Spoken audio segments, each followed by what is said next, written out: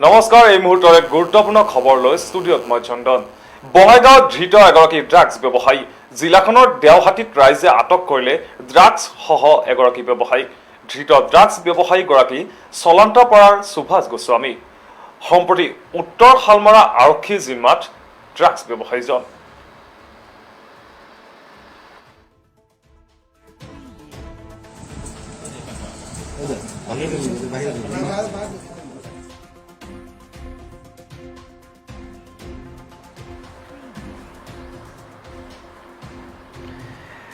বঙাইগাঁও জিলাৰ দেওহাটীত ৰাইজে আটক কৰিলে ড্ৰাগছসহ এগৰাকী ব্যৱসায়ীক।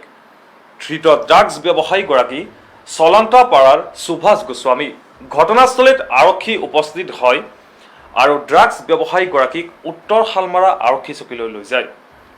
ৰাষ্ট্ৰীয় বজৰং দল, ৰাম সেনা আৰু আক্ৰাছুৰ সদস্যই অভিযান চলাই গ্ৰেপ্তাৰ কৰে উক্ত ড্ৰাগছ ব্যৱসায়ীগৰাকীক।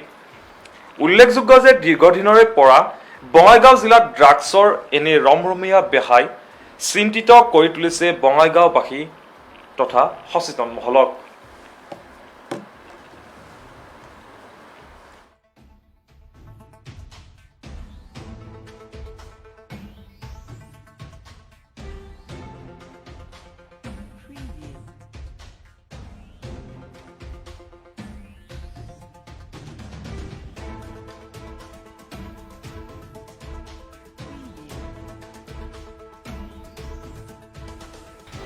পিটু কি লেখে?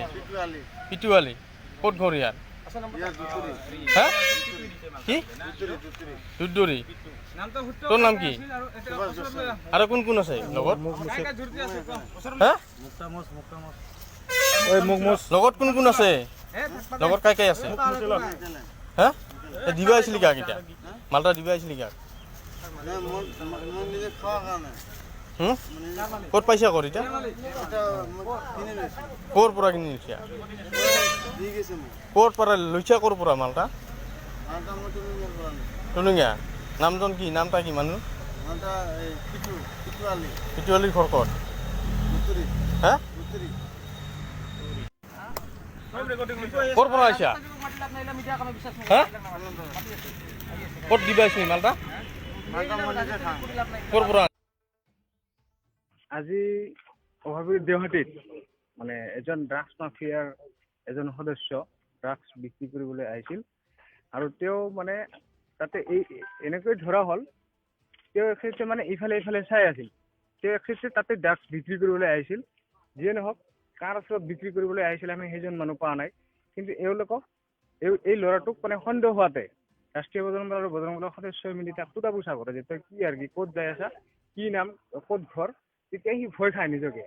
ভয় খোৱাৰ পিছত যেতিয়া সন্দেহ হোৱাৰ পিছত তেখেতক পকেটত মানে পকেটত কি আছে ওলা আৰু কি, পকেটত যেতিয়া ওলাই তেতিয়া প্লাষ্টিকৰ এনেকৈ এটা মোনা ওলায়। মোনা ওলোৱাৰ পিছত প্লাষ্টিকৰ ভিতৰত কি আছে বোলে ড্ৰাগছ আছে। তেতিয়া আমি মানে আৰক্ষী প্ৰশাসনক আমি যোগাযোগ কৰিছোঁ। প্ৰশাসনে তেওঁক দেওহাটীৰ পৰা গ্ৰেপ্তাৰ কৰি ইয়াতে শালমৰা থানাত লৈ আহে।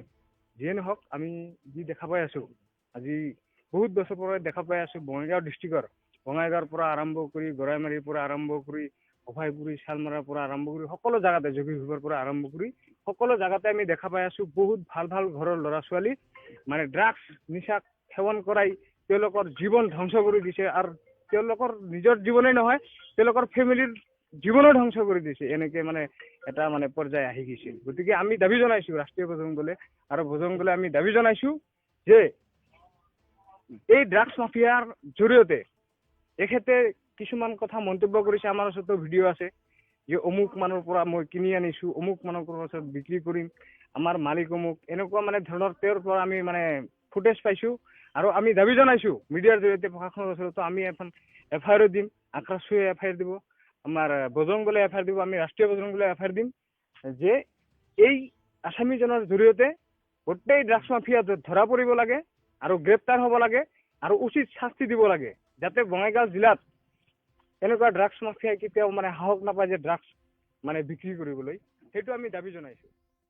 আজি অভাৱী দেওহাটীত মানে এজন ড্ৰাগছ মাফিয়াৰ এজন সদস্য এই খবৰটোৰ সৈতে ষ্টুডিঅ'ৰ পৰা মই চন্দনে বিদায় লৈছোঁ। পৰৱৰ্তী খবৰৰ বাবে চাই থাকিব একমাত্ৰ VI নিউজ, ৰাইজৰ দ্বাৰা ৰাইজৰ বাবে।